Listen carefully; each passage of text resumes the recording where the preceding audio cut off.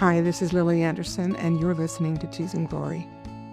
Thank you for joining me as we're beginning the book of Exodus this week, talking about one of the remarkable prophets of the Old Testament, Moses. There are so many that are, well, all of them have parts that are so worthy of emulation and admiration.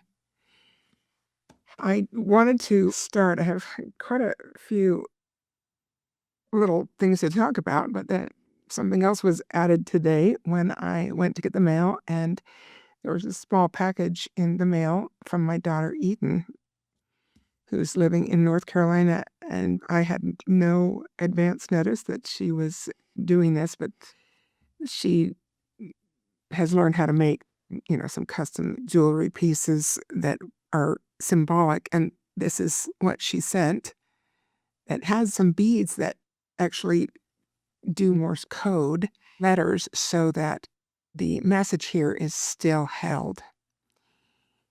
And she wrote a beautiful note with this gift and talked about Isaiah 41:10 and how she felt that the gospel was taught when she was growing up. Some very, very nice things about love in our home, and not to suggest that we were perfect by any means as parents or that our kids were perfect, but we've just been so blessed, and we did try to incorporate the things that we had been privileged to know or be exposed to or to learn through the guidance of the Spirit. And anyway, so she said some really lovely things about that, and then this message in Morse code resonates in a way that Eden couldn't have known. Although, of course, she knows the great meaning. So here's Isaiah 41:10, and it is a familiar one of the many stunningly beautiful verses in Isaiah. Fear thou not, for I am with thee. Be not dismayed, for I am thy God. And, this is one of the verses in How Firm a Foundation, basically, that references this verse, right?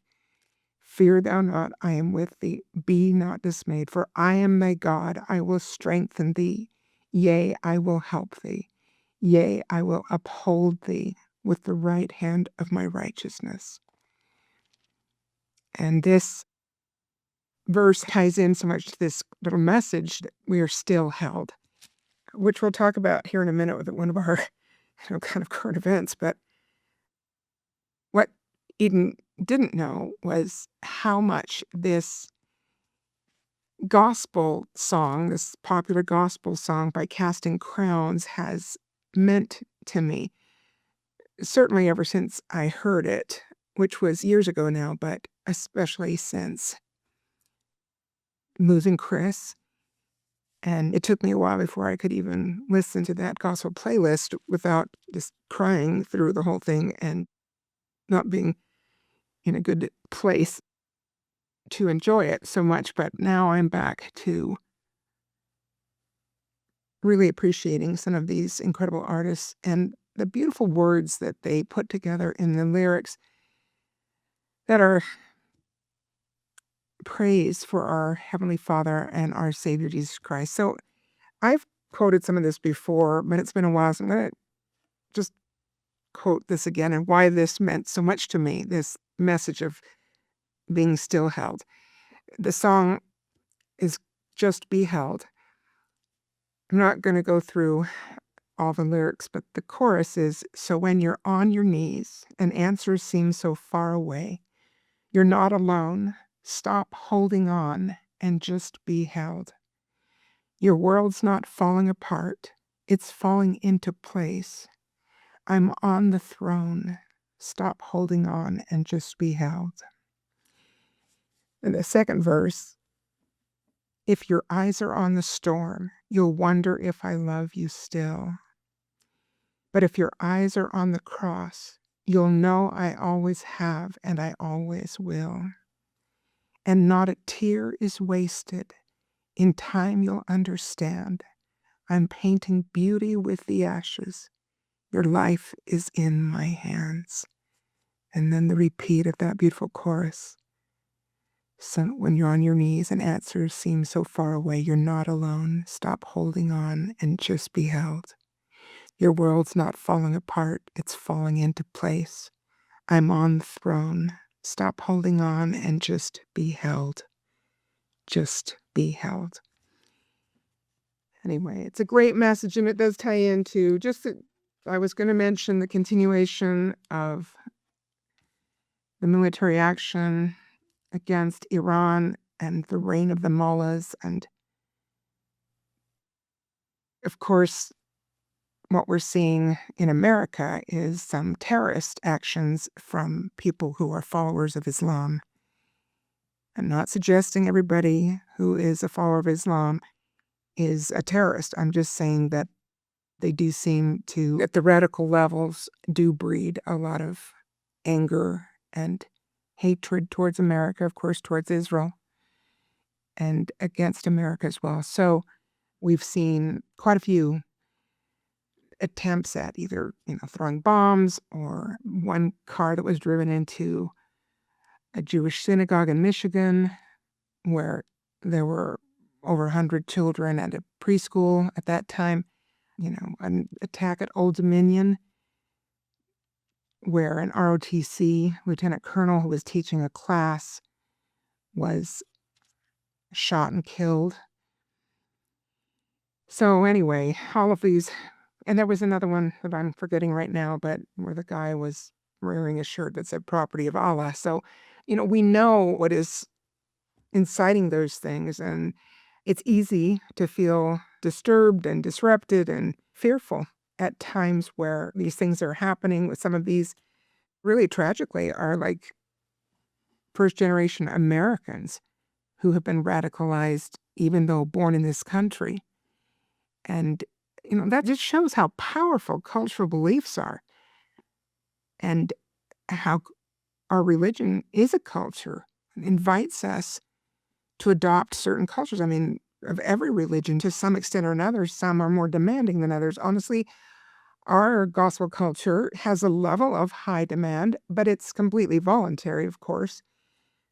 And you don't have to remain in the religion, and you don't have to live in accordance with the standards. It's our choice, but we are offered a gospel culture that can lift us to a level of Zion worthiness, Zion readiness, and ultimately readiness for the kingdom of God. So it's a blessing to have that cultural framework that is a part of the gospel of Jesus Christ. And we hear the prophets occasionally saying, Richard G. Scott made a big speech about this one time in conference, about how if we come from a different culture, well, any culture is not quite the same as a gospel culture. Some are closer than others. Some are much further away. Some cultures in our world begin at a more terrestrial level. At least some segments, or some, the Judeo-Christian beliefs are definitely more, at least terrestrial, but some are more celestial. And then there's more change that's required. Anyway, we see this on every side. I hope we're talking to our children about these things. I hope we are demonstrating to our kids that it is worth thinking about things and being grateful for what we have in countries where we are free or more free. Certainly in the United States, where we have an inspired constitution, we're extremely blessed.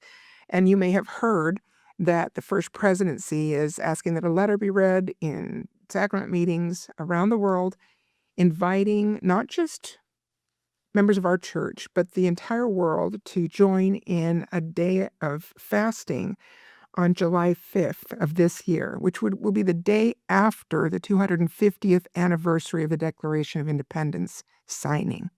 So it's very significant, the timing after celebrating this huge anniversary for the decision to become an independent country separate from its mother country, England.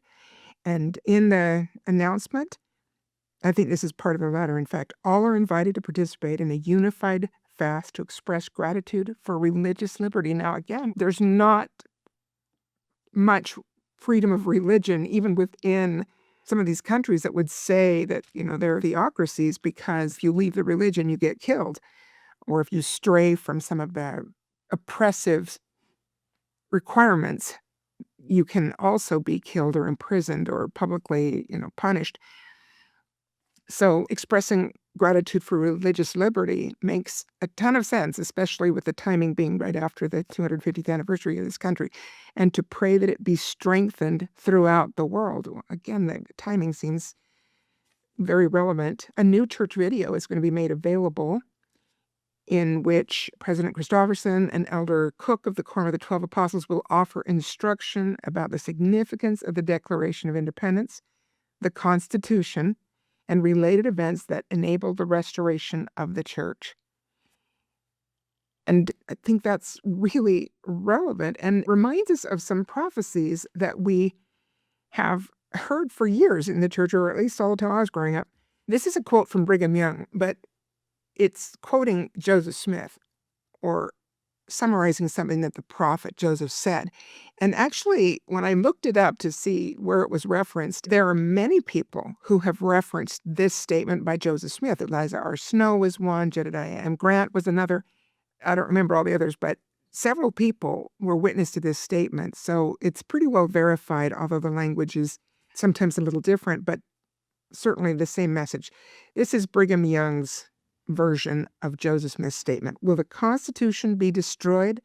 No, it will be held inviolate by this people. Now, that's quite a strong reassurance that somehow the Constitution will not be destroyed. As Joseph Smith said, the time will come when the destiny of the nation will hang upon a single thread. And many of us have heard that version of it, that the Constitution will hang by a thread. At that critical juncture, this people will step forth and save it from the threatened destruction. It will be so. Now, maybe this is part of it. Maybe this worldwide day of fast and this video that the church is doing to offer instruction about the significance of the Declaration of Independence and the Constitution and the related events that allowed and enabled the restoration to happen. I have said this many times. And my parents taught this when I was growing up, that this is the only country where the gospel could have been restored. And it was a very near-run thing anyway. As I said, many times Joseph Smith only made it to age 38 before he was killed because the government didn't protect him. And the government didn't protect the saints from the increased persecution to the point that we had to, as a people, leave civilization and go out into the Great Salt Lake Basin, which was a wasteland. Of course, God helped it to blossom as a rose, but it took a lot of hard work. At any rate, that was the only way that the church could survive in a country that had an inspired constitution and the Bill of Rights that protect religion. So it's interesting that Joseph Smith loved the Constitution, and we have a section in the DNC that talks about government and says good, positive things about this inspired Constitution, what a blessing it is. But Joseph Smith had a lot of problems with the fact that too much of it was not being upheld or appropriately enacted in defense of religious liberty. So a friend of mine, Dan, told me about a book, Joseph Smith for President. I haven't read very much of it yet, but he really made me interested in it because apparently there are letters in there that Joseph Smith wrote to Congress of the United States that were plain spoken and very critical of the fact that the government was not living up to the principles of religious freedom and protection of the citizens and so on. So I'm interested to get to those parts. I'm doing a very slow read because anyway, I'm so easily distracted these days by other things. But I've seen in other places, of course, that Joseph Smith, and we know this, right, made many petitions to local and then state and finally federal officials asking for them to protect the saints from the predations of the enemies of the church, and never really got much support. So again, thus the exodus to the Great Salt Lake Desert. But this is interesting because maybe now we're going to see at least the church really standing firm again. Not that we haven't talked about this before. President Oaks has been a strong advocate of the appropriate enforcement of religious freedom and protections that should be afforded to religions. And then I mentioned before David Bednar's presentation at a conference at J. Reuben Clark Law School at BYU during COVID, it was toward the end of COVID, I think, where he talked about how we had not been very strong in our defense of constitutional privilege and in the freedom of religion when churches were shut down and yet abortion clinics were open, liquor stores were open, things like that. So maybe this is a time where we're seeing the Constitution hang by a thread, and certainly in many ways it has. But maybe at this critical juncture, we're seeing something come from the general church organization and our first presidency. So that's kind of exciting.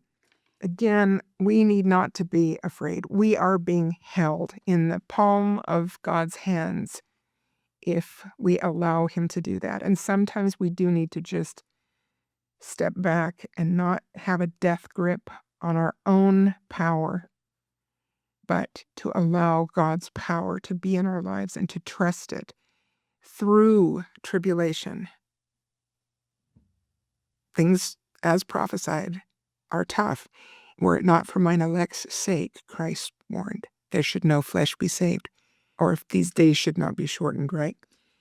But the days will be shortened, and we can be held by our Father in heaven. For some reason, I was reminded of John Taylor's personal motto, which I remember learning when I was like 20, and I loved it. John Taylor is certainly a favorite of mine, but his personal motto was the kingdom of God or nothing. And I hope that that sustains us as well through these times.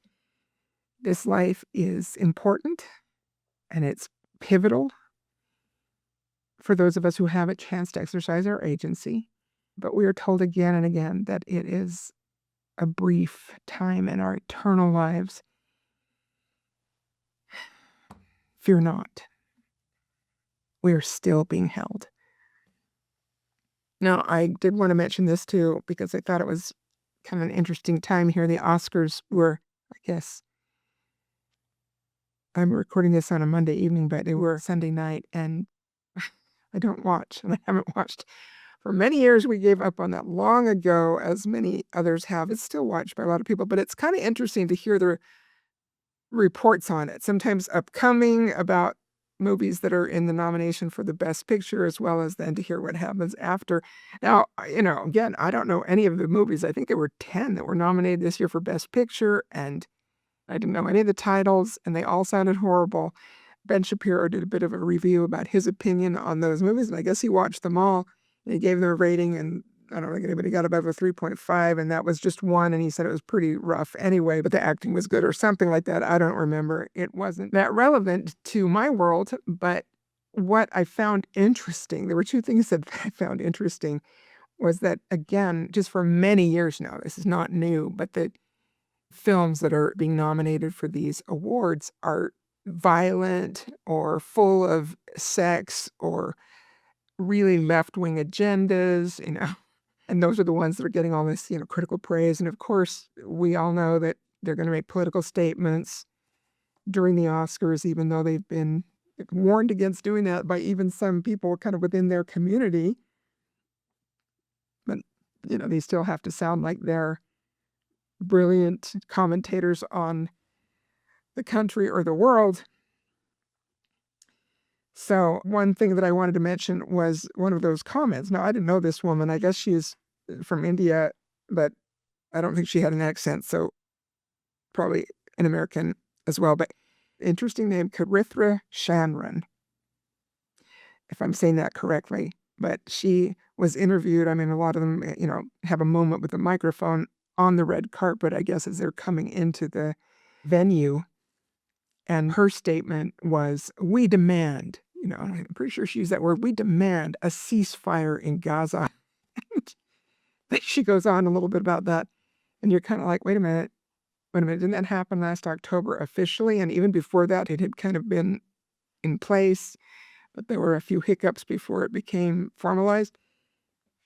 Like, I mean, and we're supposed to believe she has her finger on the pulse of current events because she missed that there's been a ceasefire for over 6 months in Gaza, but oh well. The other thing was just how ugly, again, the movies are and the media in so many areas that are considered art. And it reminded me of, for how many years I really disliked modern art. I don't know, maybe there's something out there that would appeal, but I haven't found anything, and I don't and haven't spent time in a lot of modern art museums because very quickly I realized I don't like this.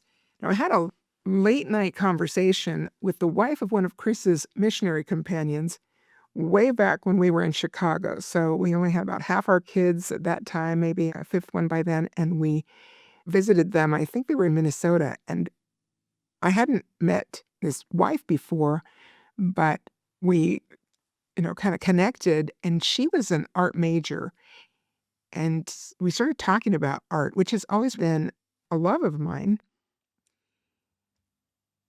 And maybe, started with my parents, I imagine, because we walked through a lot of museums when I was a kid, when we traveled and so on, and I gained a real appreciation of beautiful art and different kinds of art. But she had some really interesting things to say about the philosophical roots and foundations of different kinds of art.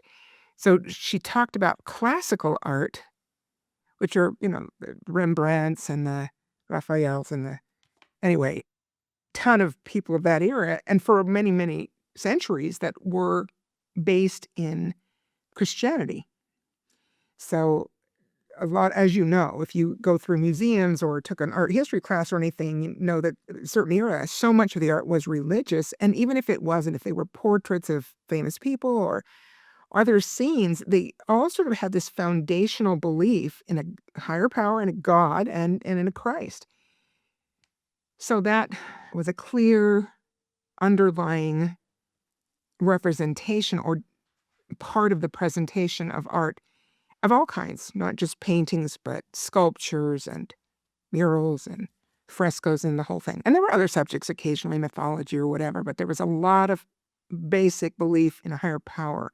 So there was a value for the beautiful and the symmetrical and the good. And you even see that in a pagan country like ancient Greece, where the sculptures that have survived are beautiful.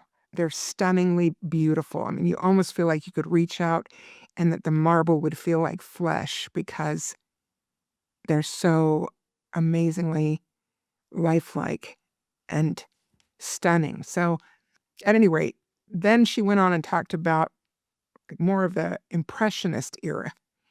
And although many of us like the Impressionists, I mean, they're pretty well known and popular or have been, but she said they were more of a move toward atheism.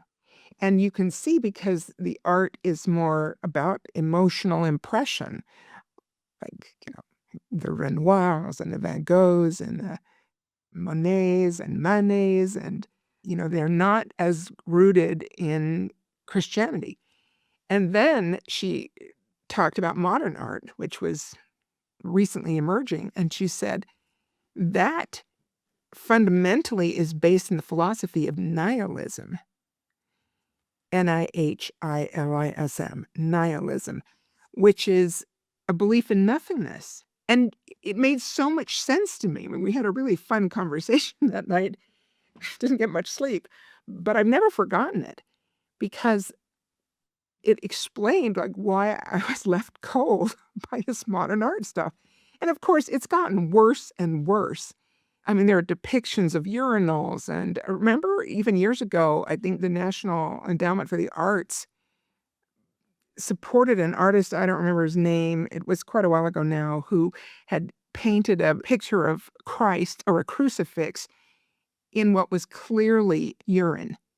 And this was considered art, but obviously this just really horrible message. And anyway, you've seen some of the stuff or whatever. It's ugly. And when you think about the music as well, that has come into our world in more modern times, it's so dissonant, meaning it doesn't sound good. I mean, it's kind of a cacophony, different noises coming together that are not, in my opinion, they're not beautiful at all. In fact, I looked up something that's like about dissonance, and it said it's supposed to evoke tension. Well, it does. Moving beyond. Really? I mean, it sounds to me like we're taking a giant step back, but it thinks that it's moving beyond traditional harmonic resolutions. Well, I love traditional harmonic resolutions where things come together in beauty and symmetry and rhythm. Anyway, those are the ones I love and have always loved. And it's supposed to be portraying modern themes like conflict and anxiety. Well, it certainly does, but like, who wants to go to I know people do, but we used to go to some symphonies occasionally, and when they started doing modern pieces, I didn't like it. Go back to the great composers that went with traditional harmonic resolution because that's inspiring to me. That touches me. So anyway, we're seeing art really. And then what I thought about, and sorry, you know how I kind of go from one connection to another, and this is the way my brain works.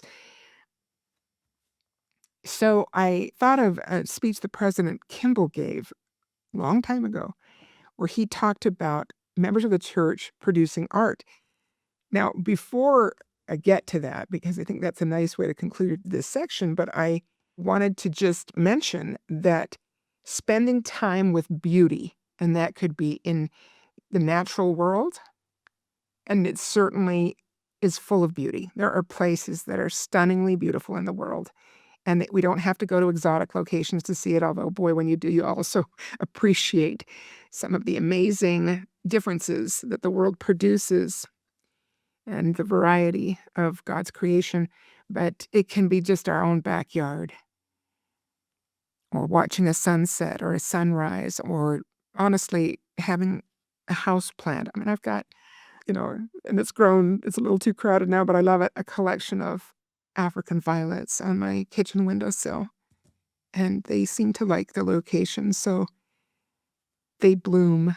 And every time I'm so grateful when I see them, because I think how generous God has been in his creation, where even through the winter, I can have these beautiful colored flowers that are right there in my kitchen that I can enjoy.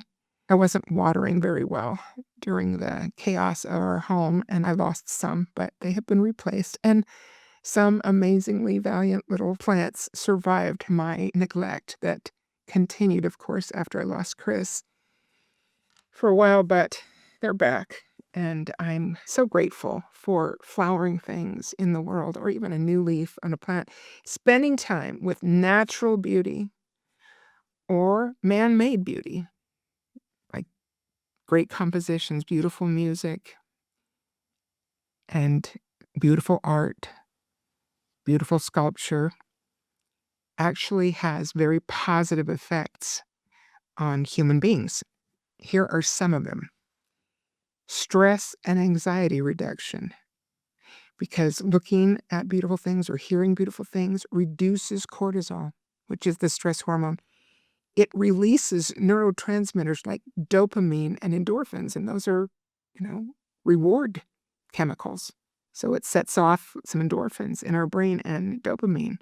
When we look at beautiful things and take a moment to appreciate them, it's not just like standing by them, but like actually having a moment to contemplate or appreciate. It improves mood and well-being and reduces symptoms of depression. These things have been measurable in different studies. It enhances cognitive function. Now, I don't know if you remember this whole science fair thing. Some of our kids did it, where you'd have a puzzle, and you had to have sort of equivalent puzzles, the same number of pieces made by the same company, so basically it's going to be the same size of puzzle and a similar format, but different ones, so that you couldn't memorize how to do the puzzle. But doing that puzzle to different kinds of music, like, hard rock, country, soft rock, and classical, I think, were the different musical genres that we would do this experiment with, and, found that with classical music, people tended to do the puzzle markedly quicker. And you've heard this, for your kids study math to Bach, who's actually quite mathematical in his compositions. It's really stunningly beautiful stuff and very precision oriented anyway, that it can help our kids retain math or understand it or succeed. So anyway, there are all kinds of wonderful things that happen in our cognitive processing when we are around beauty, or again, absorb it, take it in, ponder it, express gratitude for it. It can improve focus, concentration, problem-solving skills, and creativity. It can shift our perspective from daily stressors to a broader view of the world and foster a deeper sense of gratitude. And that certainly is something that I recognize in myself. It lowers blood pressure and heart rates and boosts the immune system, again, in measurable ways. And it's even like a social and relational glue when people are observing or enjoying something beautiful together, whether it's music again or art or nature. And this is one of the reasons that I don't feel at all regretful that I won't say dragged, because he came very willingly, but I would choose to have us spend time when we were traveling in famous museums, sculpture gardens, places like that. Of course, Paris was full of them. Spain as well. The Prado is amazing, and the Reina Sofia also has beautiful things. Anyway, but all over the world, we've gone to art museums, and certainly in the United States. And we took our kids to art museums. BYU has some beautiful exhibits there, and the MOA. The internet provides so many ways to tap into that. I actually had a series of cassette tapes back in the day. That's what we were using, of the great composers' lives in words and their own music. And I would play those for my kids because I wanted them to be exposed not just to the music, but to the men who wrote the music and being able to have a deeper appreciation. Anyway, they were able, as they grew up, sometimes to hear, when I was playing classical music on the car radios, we would run errands, to hear something and go like, oh, I know the composer, that's so-and-so, whatever. And that would give my heart, a little moment of warmth as they were able to appreciate those beautiful things. But here's what President Kimball said in that speech. In our world, there have risen brilliant stars in drama, music, literature, sculpture, painting, science, and all the graces. For long years, I have had a vision of members of the church greatly increasing their already strong positions of excellence till the eyes of all the world will be upon us. That is quite a prophetic statement. And I have to say, when I first heard this, because I remember when he said this, would have been in the 70s, a long time ago. But anyway, I remember thinking like, gosh, is that going to happen? Because you know how sometimes you go back and you see these great artists or composers and their lives were kind of tortured, very challenging, and they weren't always super mentally well. So I remember thinking like, is that possible? Because it seems like members of the church, at least, when I was growing up, it was a fairly terrestrial group, and things have changed. We have our problems for sure that have become a little more present and sometimes at a more celestial level than before. But, I guess I was thinking like maybe Mormon artists are too happy, too well adjusted to produce art that rivals some of those great masters of the past.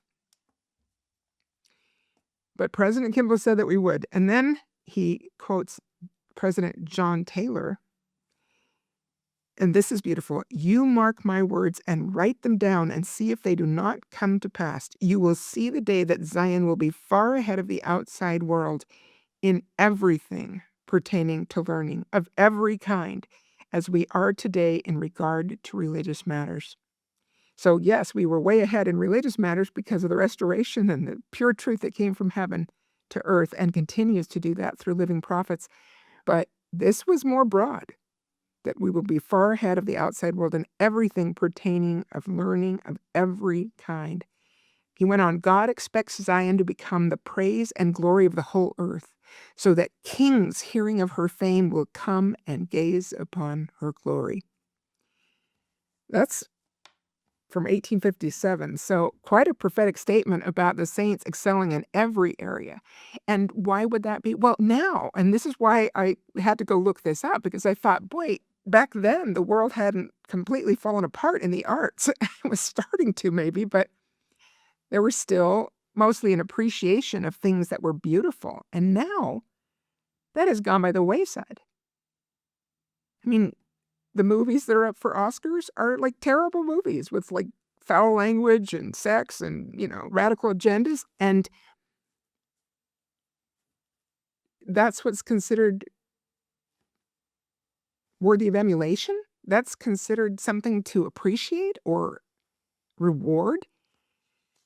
Anyway, ridiculous. And it makes more sense now that like the light and truth and intelligence that comes to the earth to members of the church who are seeking sanctification, are living their covenants and being diligent in that path so that they can have the enlightenment of the Spirit.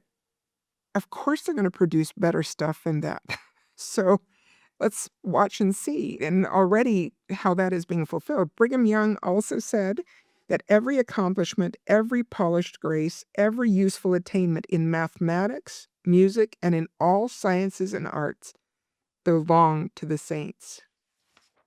That's a beautiful statement. You know what? I'm going to mention when it talks about, like, John Taylor's thing about how we'll be at the height of learning. I hope that that's true of how our children understand the Constitution, the history of how this country came into being, and the obvious intervention of the divine in the revolution and in these amazing men coming together that had a similar mind. Not always exactly the same. Obviously, they compromised on slavery, but that came together at a time that not only allowed this country to be formed and established, but also allowed for this incredible inspired document, the Constitution. So I hope we're teaching our children that, it's scary when they do those man on the street interviews and they find that people have no idea what year the Declaration was signed. They don't know who was even involved in the Revolutionary War, let alone who won it. They don't understand like the three parts of government in the United States. They don't understand how they work together, the checks and balances. I mean, they don't understand much. And it's kind of scary that all these people are voting. So you think, okay, are our children growing up with an appreciation for these incredible gifts that we have in this country and that have influenced constitutions in many other countries and have inspired people in countries that are free and that are not free? They have looked to the United States and the privileges that we have had and still can hold on to if we follow the direction of our leaders.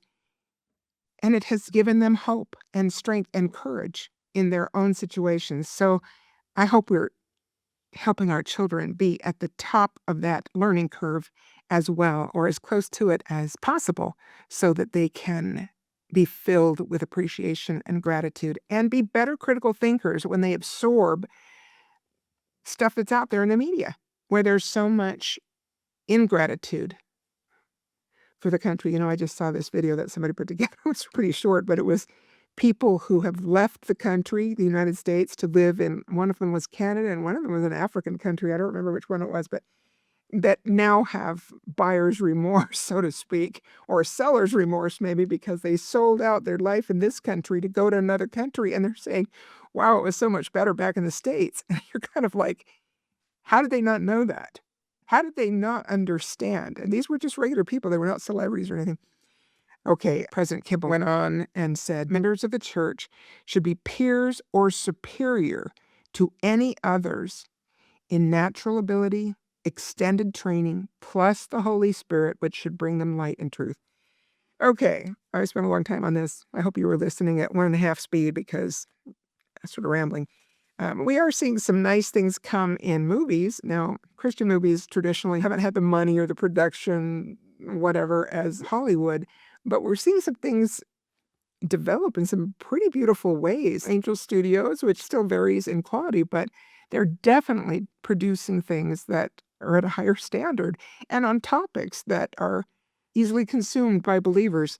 And that certainly is their intent. And of course, there are other Christian movies that have come out trying to defend the faith, defend the family, or promote good things. And all those, as I said, sometimes those have been maybe not top quality in terms of production value, but I'm always appreciative that people are trying to do that and investing in those kinds of things. And the actors who are willing to, be blacklisted in Hollywood or miss out on a lot of opportunities in their careers so that they can promote these ideas, always deserve my admiration.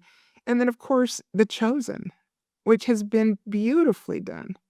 And I know members are involved, and the church has allowed locations to be used that are great for that production. So, we're trying to do our part. So anyway, kind of interesting to think about this prophecy from the 70s by President Kimball when I was kind of like, maybe saints, maybe we're too fat and happy. I don't mean fat, but you know what I mean? It's just that expression that maybe we're just too comfortable to produce this great art that is often done by these tortured souls. And I'm like, no, maybe it's just the light and truth in contrast to a world that is losing the light as we speak and has lost the light in so many of these. I mean, so the arts were kind of the first to go, weren't they? I don't know, hard to say, but they were early. They were early in this descent into modern art that is just based in nihilism and celebrates the ugly or the profane in many cases, as opposed to, and yes, the horrible movies and the media. Caitlin told me just today that she was wanting to watch this Netflix series on James Garfield based on a biography. I'm going to forget the name of it, but I read it too. But it was a great story about James Garfield, very illuminating. I didn't know much about him before I read the book, but he was an impressive man and president. And she said, I really wanted to like the series, but the F word was everywhere. She goes, I just couldn't handle it after a while. I thought, okay, maybe I can ignore it for a while because the story's great. Anyway, that's what we're dealing with on every side. Okay. Finally, if you've hung on this long, let's talk about this amazing man, Moses, and this just segment of his life that's discussed in the first 6 chapters of Exodus, of course. Now, remember, Moses wrote Genesis. So even though his name first appears in the book of Exodus, he was the man who wrote down the record of the creation and Adam and Eve in the garden and the fall because he saw it. Now, this week we didn't review it in our scripture section, but we recently, early in this year, studied in the Pearl of Great Price the first chapters of Moses. And that's when he saw the creation. And this happens toward the end of the second third of his life. Moses lived 120 years, and it seems to be pretty evenly divided into these segments of his experience. The first 40 years as an Egyptian prince, the next 40 years as a shepherd in Midian, and the last 40 years, starting with his encounters with Pharaoh and getting the children of Israel out of their slavery in Egypt, and then into the wandering of the 40 years in the desert. Of course, first there's all that amazing stuff from Sinai where he offers them a higher law. They reject it, and he ends up giving them the law of Moses. But that is the third 40 years of his life. So this experience that he had with the burning bush happens toward the end of his time as a shepherd, of course, because the Lord gives him his marching orders there in that incredible experience where God communes with Moses and reveals himself to Moses and sends him to do this great work with the children of Israel. But I mean, his life, really went through some amazing and amazingly different stages.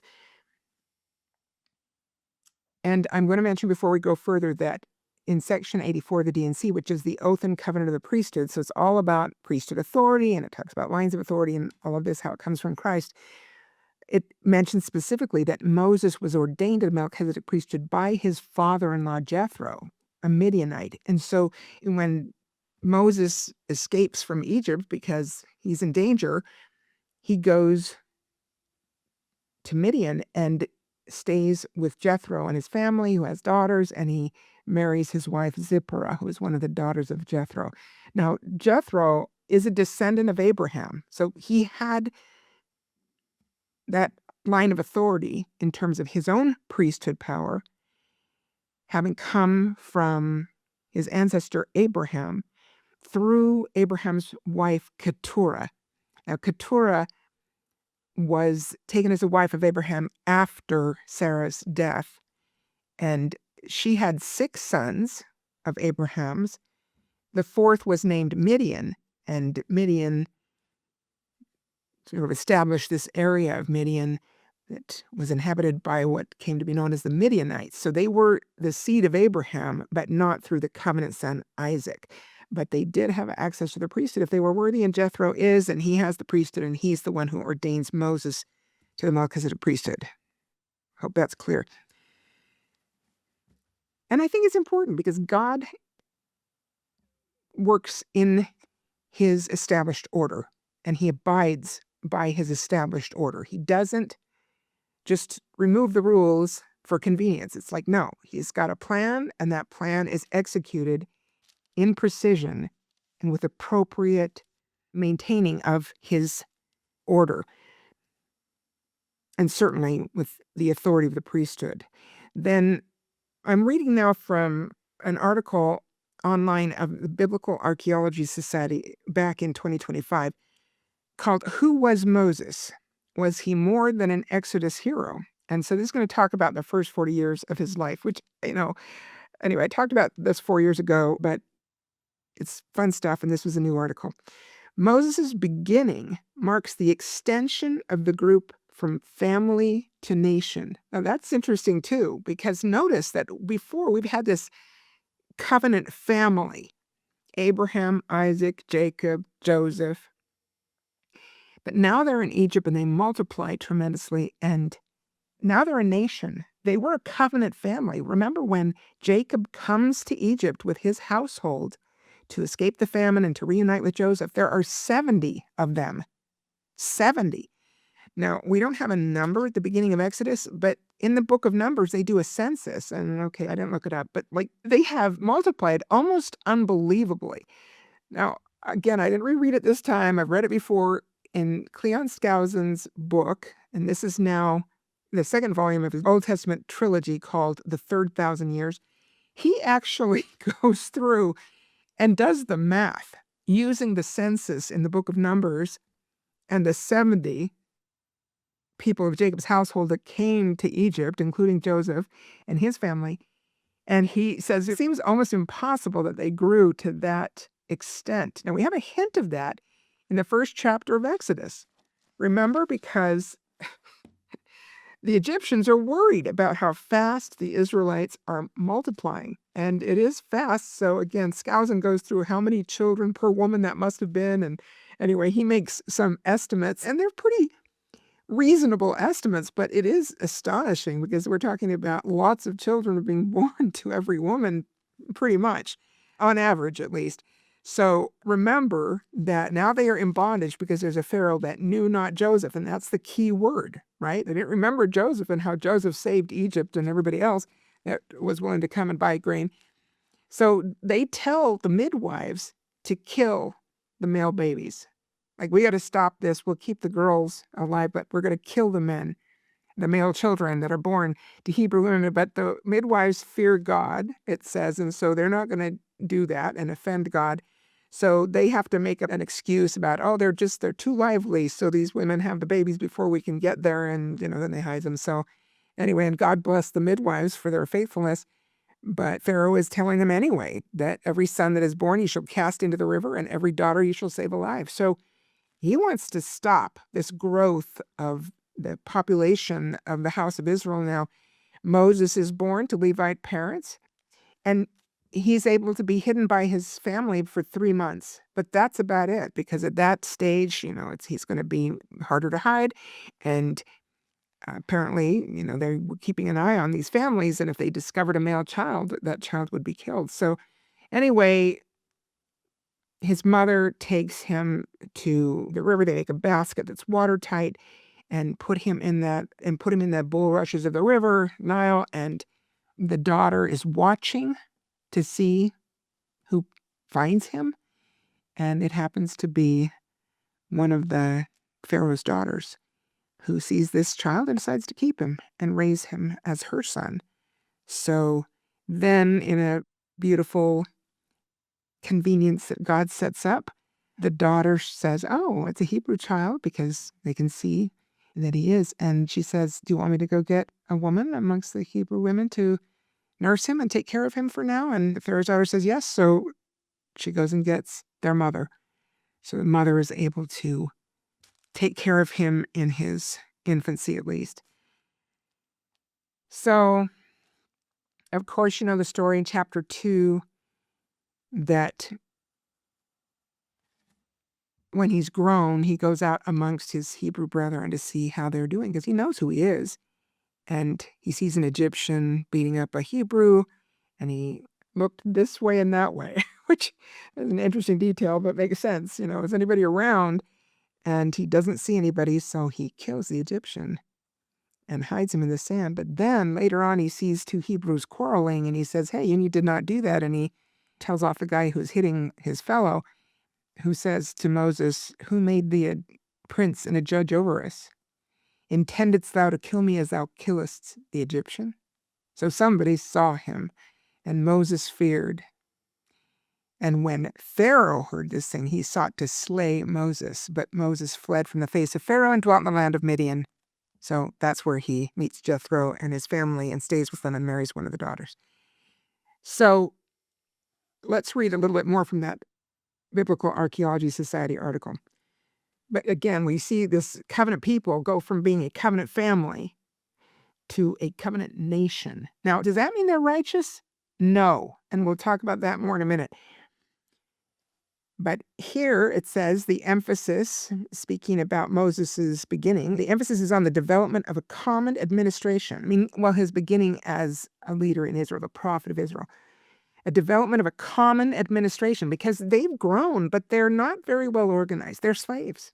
They don't have a lot of options. There are church elders amongst them, or, they know that they're tribal elders, but they don't have their own government, of course, as well as on the representation of the covenant as a code of law. And of course, that is going to be the Mosaic law that gives the nation its structure, without which it cannot survive. Now, he offered them a higher law. They wouldn't take it, so he gives them this also brilliant law.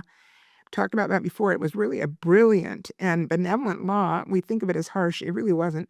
The Moses who shepherds in this second beginning, meaning now the house of Israel has gone from this family that's just become huge to now a people that are centrally organized under a prophetic administration or leadership that is God-inspired. But it dominates the biblical narrative. This Moses dominates the biblical narrative through the remainder of the book of Exodus, indeed through the rest of the Pentateuch. And the Pentateuch means the 5 books that begin our Old Testament that are all called the books of Moses: Genesis, Exodus, Leviticus, Numbers, Deuteronomy. And Moses is the central figure. Now, he wasn't there in Genesis, but he's the one who saw it and recorded it under the direction of God. And then, of course, he is in all the others. So this is a huge issue. And these are the sacred books of the Jewish peoples. This is the Pentateuch. This is what's on the scrolls of the Torah, these books of Moses. His only rival, meaning as a significant character, an ultimate superior in narrative attention, as of course in other spheres, is God himself. That's an interesting observation, but Moses is, the central character basically of the first 5 books, even though, he records the beginnings prior to his entry on the scene. But this Moses comes to us as a strange and difficult person, running throughout the narrative of Exodus and of the Pentateuch as a whole. is the depiction of a unique individual, one with little or no precedent. He wasn't even raised as a Hebrew. He knew who he was, but he's not raised amongst the Hebrews. He's raised amongst the Egyptians. Solitary, and that's a fair descriptor. Even Aaron and Miriam kind of combine against him occasionally. So they don't, he didn't grow up with them. So they're his siblings, but, they don't feel this super closeness to him on some occasions, it seems.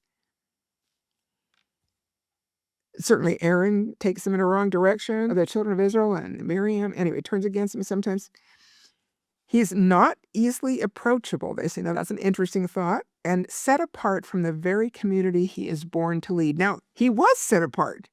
First 40 years of his life are as an Egyptian. And yet he is going to become the leader of the house of Israel. It is a fascinating beginning when you think about it. And then that's from, as I said, that online article. But now this is from information that is summarized from both Josephus's record, Antiquities of the Jews. And remember, Josephus was born right after Christ's ministry ended. So around 37 AD, they usually say, is the beginning of Josephus's life. And he died around 100 AD. So it was almost not quite a contemporary of the Savior. He does not mention the Savior in his record. And some people would say because he presents himself as a hero of the Jews, and that it would have outshone him to record anything about Jesus Christ, who was certainly, greater. So anyway, it's an interesting thought, but people use that sometimes to say Christ didn't exist. But there's a lot of evidence that Christ did exist, even if you're just looking at it from a secular perspective, which we don't have to, right? And then also, there were others who wrote histories of that time period, but one that is also going to be quoted here is Artapanus, who was a 2nd century historian from the Jewish people who wrote something that is called On the Jews. So anyway, in Antiquities of the Jews, both of them talk a lot about Moses, is the point. In Antiquities of the Jews, Josephus devoted an entire, though short, chapter to the subject of Moses' years as a prince in Egypt, titled How Moses Made War with the Ethiopians. He described the Ethiopians, referred to as Cushites in the Bible and other ancient literature, as enemies of the Egyptians at the time of Moses, who successfully warred against them, making inroads into Egypt as far north as Memphis and even to the Mediterranean Sea. So it was pushing the Egyptians back into smaller territory because the Ethiopians or Cushites were being so successful militarily. The Egyptians, under this oppression, betook themselves to their oracles. They went to their holy people who were supposed to be, some kind of seer, and wanted to get direction as to, how are we going to fight back against the Ethiopians? And when God had given them this counsel, meaning, these people went to their gods and they came back to Pharaoh with their counsel, it was to make use of Moses the Hebrew and take his assistance in the army. The king commanded his daughter to produce him that he might be the general of their army. So he didn't have a military career until the Ethiopians were having so much success that they were pushing back the Egyptians into a smaller part of Egypt. And anyway, the oracle said, you need to put the Hebrew in charge of the army, and they did. Now, he had incredible success, it is said historically, against the Ethiopians. Apparently, he devised an attack route that was completely unexpected because the territory that he traversed with the army was covered with poisonous snakes that apparently leapt out of the sand. And so modern nature folk suspected that was the horned serpent or horned viper. And the pictures of them actually show they have these 2 little protrusions that do look like horns, and they are venomous and can kill. And they do live in the sand, and when they leap out sometimes to attack, it looks like they're flying, and there's some indication in the record that they were like flying serpents. But anyway, What Moses did, he brought in cages a whole bunch of ibises, which are birds, the ibis bird, and they can kill serpents. So he had the army bring all of these birds, and he released them in this area where they had tons of food to prey upon, and they cleared enough of the venomous serpents that allowed the army to go that way to attack Ethiopia from a direction they would never have expected, and so they gained this great victory. So he was quite the strategist and pretty inventive, or, we could say inspired, right? So the historian Josephus and Artapanas and others depict Moses as an Egyptian army commander who married an Ethiopian princess and defeated the Ethiopians using specialized strategies like the ibis birds. He was apparently quite educated, having been raised by Pharaoh's daughter. These Hebrew historians say that Moses was described, and this comes from the book of Numbers, as mighty in words and deeds. Now, that's interesting considering Moses calls himself slow of speech, and some people suggest, and it's even in some of the footnotes, that he may have had some sort of speech defect. But I don't know. I mean, again, we don't know exactly. But in the book of Numbers, he's described as mighty in words and deeds. So at least he was quite educated, and he was trained in all the wisdom of the Egyptians, fitting the profile of an elite military leader in his earlier non-biblical life. So he knew he was different from the Egyptians. He was clearly identified as Hebrew. While the Egyptians at the time of Joseph were often considered to be the Hyksos, which were a group of Caucasian Egyptians, it is suggested that they were overthrown by this group that knew not Joseph, who were black Egyptians. And the Ethiopians were black. So again, the Hebrews would have stood out. Anyway, some of this is speculation, of course. After all these times, all those historians that wrote in earlier centuries that were much more close to the actual events do suggest some of those ideas and say that that's very likely what happened. No wonder he was solitary. If he's a Hebrew in the court of Pharaoh, and everybody knew it. Now, he is educated, but you can see why he might not be very easily approachable, that he's set apart. And he's not accepted by the Hebrews either, because when he goes and he even tries to defend one of them from an Egyptian taskmaster who's beating him up, his own people complain. Oh, you're going to kill us like you killed the Egyptian? They're not very quick to embrace him. And yet God, after he, leaves, because he's like, I'm not going to find safety amongst the Hebrews. They're going to turn me in. So he goes into Midian and he leaves everything behind. Even though he was this great military commander who had this incredible success, and the reason he married this Ethiopian princess apparently was because she was observing part of the battle and was super impressed by him as part of that battle, as a soldier, just as a man. And she sent messages to him and basically turned over her city to him without a battle because she wanted to marry him. So, it was sort of a political thing. He didn't live with her. She stayed in Ethiopia and he went back to Egypt. So, that was sort of a performative marriage. But anyway, and we don't really hear what happened in terms of any formal thing, but it wasn't apparently a problem with his marriage to one of the daughters of Jethro later. So anyway, let's just look at a few other things here that are interesting. Of course, there's much that is interesting, but we're going to just touch a couple of things. At the end of chapter 2, it says, God looked upon the children of Israel and God had respect unto them. I mean, they were afflicted by this bondage. They cry unto God. And it says God had respect. When you look at the footnote, it says he was cognizant of them. So it doesn't mean he respected their behavior. And we're going to see this because, come on, you remember the basic characteristic of the children of Israel, which is that they were not steady.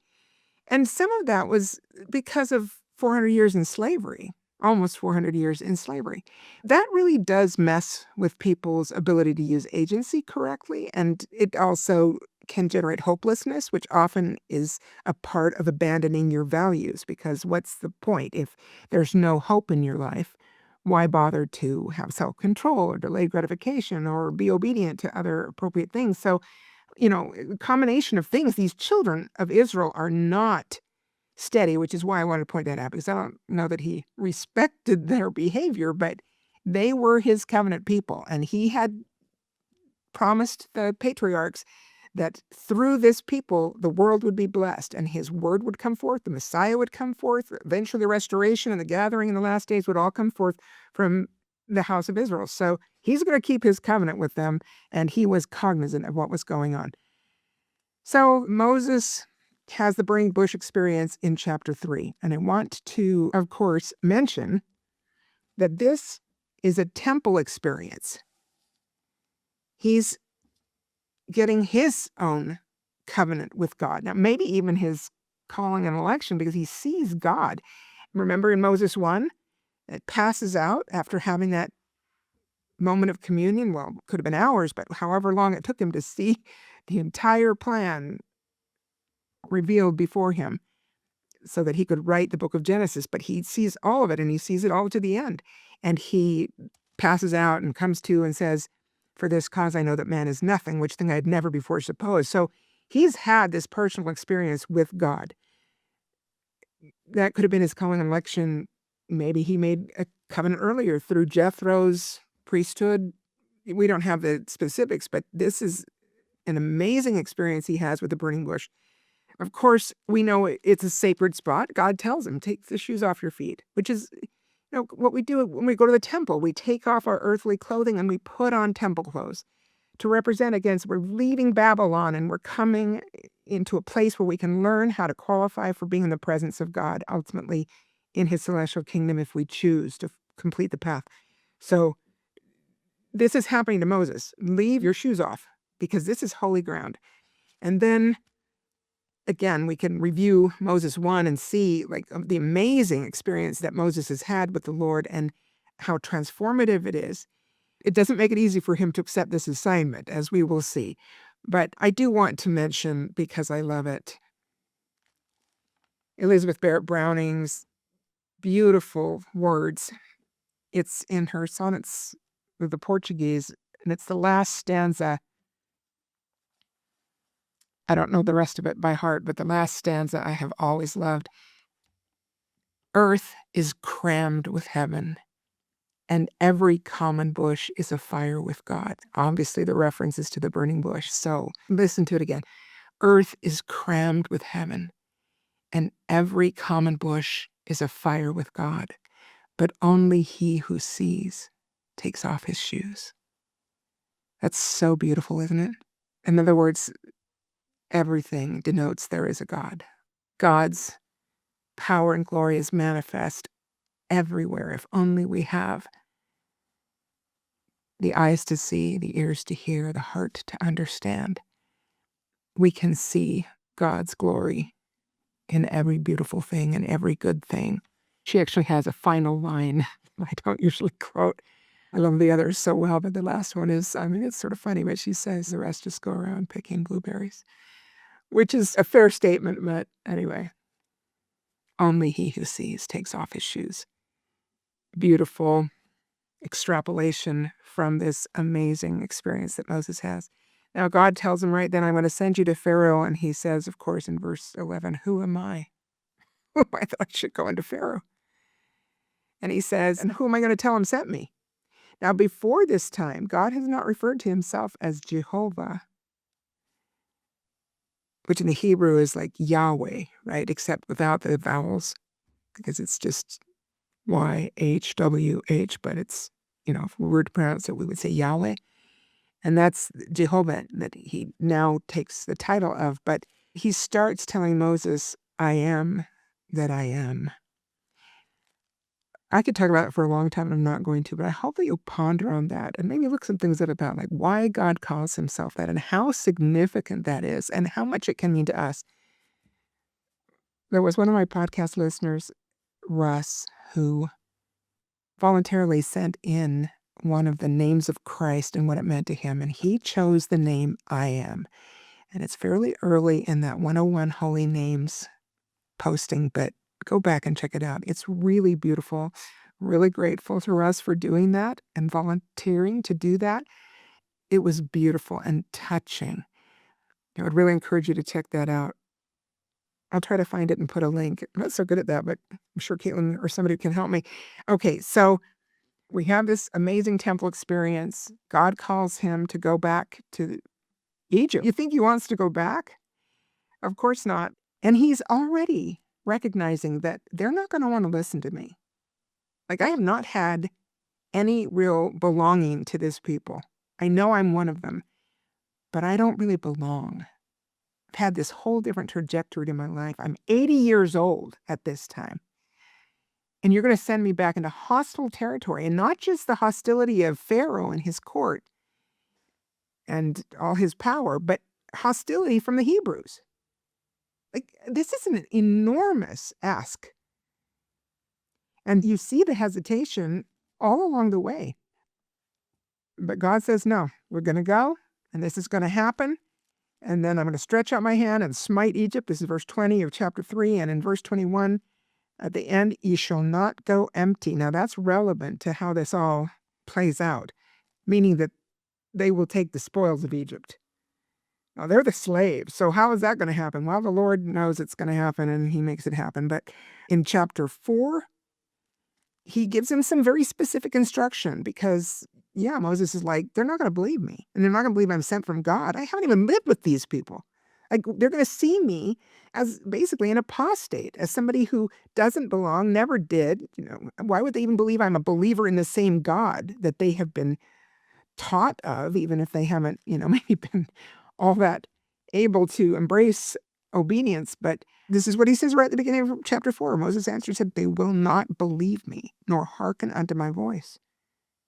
And they won't believe even that the Lord appeared to me, which, this is all legitimate stuff. And God tells them, okay, well, I'm going to give you this staff, and it can become a serpent, and then you put your hand in your robe, and bring it out as leprous, put it in again. It's not going to be leprous anymore. He gives them these signs, and even like pour this water out, and then it's going to become blood, and then, whatever. And then he says in verse 10, and this is where people sometimes think he might have had some sort of speech impediment, but I am slow of speech and of a slow tongue. Now, I don't know if that's an impediment. Maybe it is. But maybe, he just feels like, I'm just not up to this. I don't know their culture. I don't know how to communicate with these people. I just don't feel like I'm going to connect. And of course, the Lord says, and this is how it always is. And think about how often we've had callings where we feel inadequate. And we're like, why are you asking me to do this? I know nothing about it. Or, I just got good at my last calling, and now you're releasing me from what I know, and you're giving me something else I have no clue about. And God would say the same thing to us in every one of those circumstances. The Lord said unto him, who hath made man's mouth? Let's review. You think I can't work with that? You think I don't know what you're dealing with and that I can't, empower all of this? And even to the point where Moses is complaining enough that he says, send somebody else. And then in verse 14, the anger of the Lord was kindled against Moses. Now, he doesn't get angry like we get angry, but I'm not saying he doesn't have righteous anger, because there are times where he rejects things or he draws clear lines in the sand. He does exert power, as I've been talking about in the past couple of weeks. So he's like, yeah, cut out the complaining, Moses. This is going to happen. And then I just want to point out in verse 21, where he's saying to Moses, when thou goest to return into Egypt, see that thou do all those wonders before Pharaoh, which I have put in thine hand, but I will harden his heart. Well, please check out the footnote there, where really the JST corrects that I will prosper thee, but Pharaoh will harden his heart and will not let the people go. And it says that many times in the book of Exodus when we have this period of time where Moses is striving with Pharaoh to get the people released, that it says that God hardened Pharaoh's heart. And every time Joseph Smith went back and corrected that to Pharaoh hardened his heart, because God isn't going to intentionally harden somebody's heart. He doesn't work against the good. He's always looking for optimal opportunities and providing optimal opportunities for us to be saved. Every one of us, all his children, whether of his house of Israel or not, he loves them and would never harden their hearts or our hearts. Anyway, just want to point that out, and you'll see that every time that phrase is used, that it's corrected by Joseph Smith in the footnotes. So anyway, he sends Aaron out to meet him when he's starting to return to Egypt, and Aaron knows who he is, or somehow figured, is inspired to come out, and they're going to now have Aaron as the spokesperson, which apparently helps, even though, like I said, with the golden calf episode, we're going to see the weak side of Aaron, which is pretty pronounced. Anyway, chapter 5 is the first interaction with Pharaoh, where he says, let them go into the wilderness to worship their God. And he's like, who is the Lord, and why should I pay attention? And of course, then Pharaoh is irked by all of this, so he tells his people, they have a quota of bricks that they have to make because they're creating these monuments to the pharaohs, right? And you've seen all this depicted in movies, especially, of course, the Ten Commandments by Cecil B. DeMille, which was quite amazing, with Charlton Heston. Easter's a nice time to review some of those classic movies when we didn't have to worry about them being foul or ugly or full of the F word. Anyway, now we've got them trying to build the same quota of bricks or create the same quota of bricks without straw. So first they have to go gather their own straw and then make the bricks, and they can't do it. So the taskmasters yell at them and punish them. And then they complain, and they complain to Moses because they're like, you're making things worse for us. You're telling us that you're going to release us from bondage, but things are worse. So that's the last verse of chapter 5. He hath done evil to this people since you came, and neither hast thou delivered thy people at all. So you're not helping anything.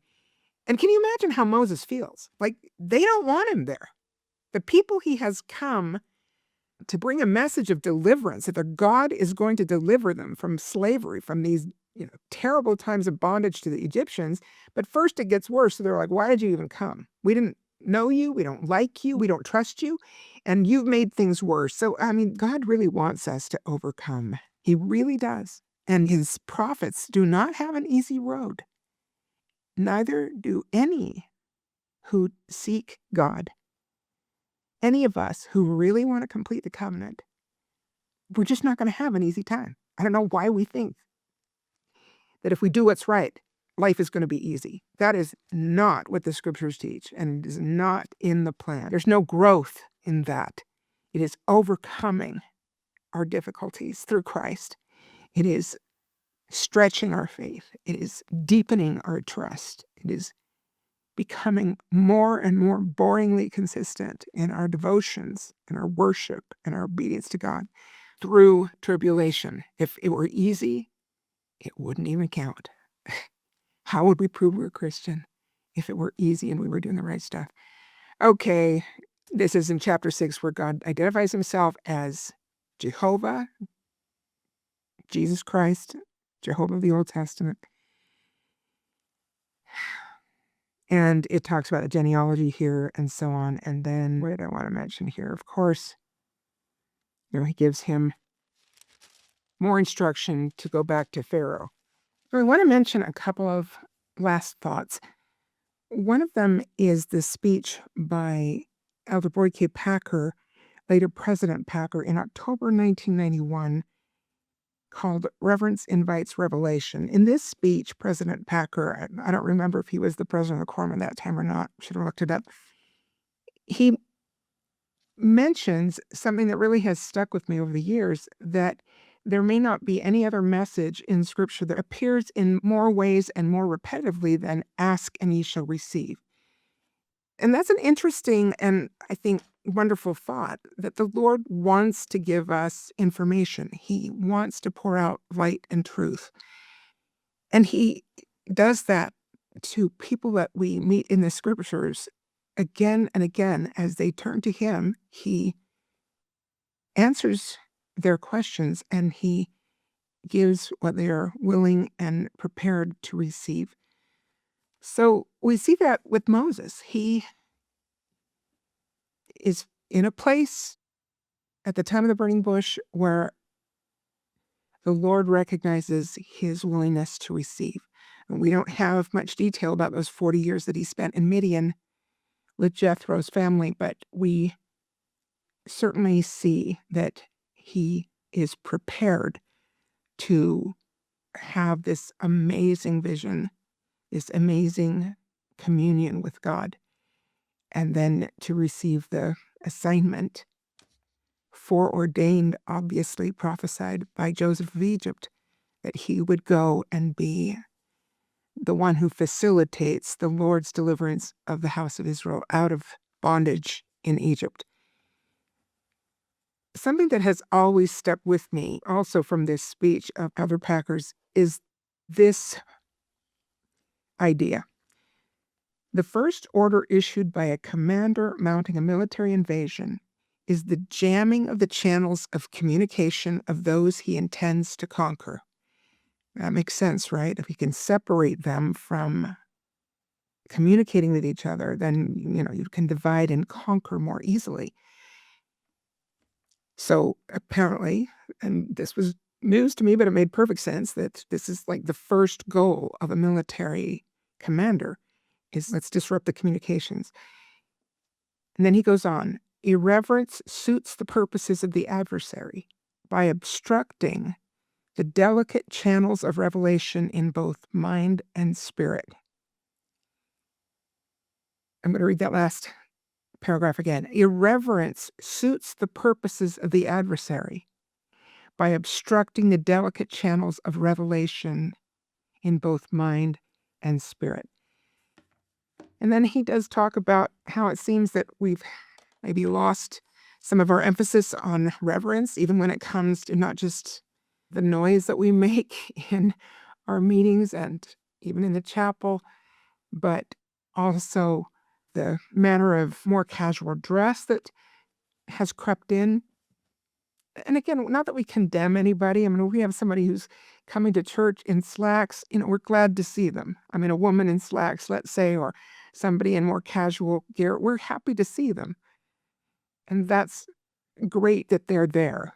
As we grow in our understanding of the gospel and gospel culture, typically dress kind of conforms more to best dressed, Sunday dress.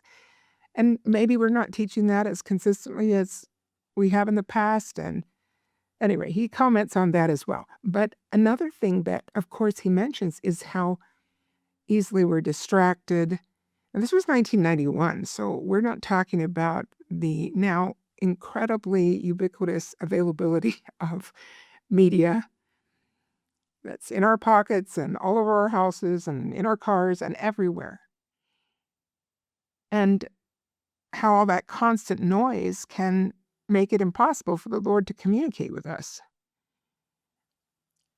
This is why, of course, some of you already do this, and President Nelson invited the young women to do this, remember, to do social media fast, or, some people do vacations where they can't get service so that they have to unplug and disconnect from that internet world and all that it offers. Again, the conveniences are great and they can be wonderful tools. The church uses technology in wonderful ways, but there are downfalls to being inundated constantly by the noise. And it can disrupt the very sensitive whisperings of the Spirit. I know that since losing Chris, I have used noise, media or movies, videos to learn things as well that have distracted me from my pain and my loneliness, having my best friend and partner gone. But I have become aware, and of course I was aware even to begin with, that I was shutting out other things when I was shutting out my pain. So I have been trying to open up more and have times of silence and quiet. And I find that naturally, when I shut out the noise, I start praying. And I don't think about it. It just is something that I see in myself when I do turn away from all the distractions, some of which are educational and things about the church. I'm not saying it's all bad or news and current events, but I am saying that reverence invites revelation. And sometimes it means that we need to bring more quiet into our lives. And it is more challenging at this time in the world than it probably ever has been in the past, with all the distractions that are so readily available to us on every side. Last thought comes from something that Caitlin shared with me that she noticed this time around reading about Jacob. I know that's a couple of weeks ago, but I thought it was worth going back and referencing this because it's beautiful and I hadn't noticed it either. So I was really grateful that Caitlin saw this. I mean, I've been through the Old Testament a number of times, and so has Caitlin, but how things stand out to us sometimes. Maybe there's a moment of reverence and revelation comes. This I just thought was too good not to share. Genesis 28, and this is the time where Jacob is receiving this amazing temple experience revelation at Bethel, the place that he names Bethel, which is the house of God. So again, this is a temple time for him. And in verse 11, he's running away from his brother Esau. So there's a lot of tension in his life. He's going to his uncle Laban, who ends up kind of cheating him for the next 20 years. But at this point, he's running for his life. And in verse 11 of chapter 28 in Genesis, he's lighted upon a certain place and tarried there all night because the sun was set. So we can't go any further. There's certainly no inn around. So he decides this is the place he's going to spend the night. And he took of the stones of that place and put them for his pillows. He took of the stones and made pillows. Well, that sounds really uncomfortable to me, and probably to all of us. But he didn't have choices. He didn't have options. He's in this state of fleeing from his brother, and he has to sleep in this place where he has only stones to create some kind of support for his rest. And then, of course, he has the Jacob's Ladder dream, which is talked about in our wonderful hymn, Nearer, My God, to Thee. But here's the point that was brought to Caitlin's attention and that I now share with you. That in verse 18, so this is 7 verses later, after it talks about Jacob's ladder and the angels ascending and descending, and then God makes the covenant renewed with Jacob that he made to Abraham and Isaac, and he tells him that this is the same covenant, and I'm now making it with you, who is now the bearer of the birthright. And if anything validates Jacob's getting the birthright, I mean, it should be this, right? Like, there's no question that God is affirming his right to take his place as the next of these great patriarchs, that he wants him to be the next covenant patriarch. And then when Jacob wakes up, he realizes that this is a sacred place. And in verse 17 is where he says, this is none other but the house of God and the gate of heaven. And then verse 18, Jacob rose up early in the morning and took the stone that he had put for his pillows. It describes in verse 11 that he had to use stones for his pillow. And now he takes that uncomfortable, painful place that he had to rest. It had to be difficult to rest in a place that had only stones to give some kind of support. And that, in a way, was a representation, of course, of the pain of his situation, of the difficulties he'd already had. And it must have been hard for him to see his father favor Esau. Again, as we said, these are wonderful, wonderful men. It doesn't mean that they're perfect. They don't have some preferences and so on. Of course, Isaac understood at the end there that he needed to go ahead and give that birthright to Jacob, or that he wouldn't take it away once he recognized that it was Jacob. Anyway, Jacob's been through tough times and he's headed into some more tough times, but this stone, which is sort of a physical representation or manifestation of troubles and the painful things that happen in our lives is what he uses to set them up for a pillar, which is an altar. He is building an altar to God. He takes his troubles or that physical manifestation of pain and tribulation, and he creates an altar, and he pours oil upon the top of it, and then calls the name of the place Bethel, house of the Lord. That is a beautiful message for us, that our troubles should become points of worship, opportunities to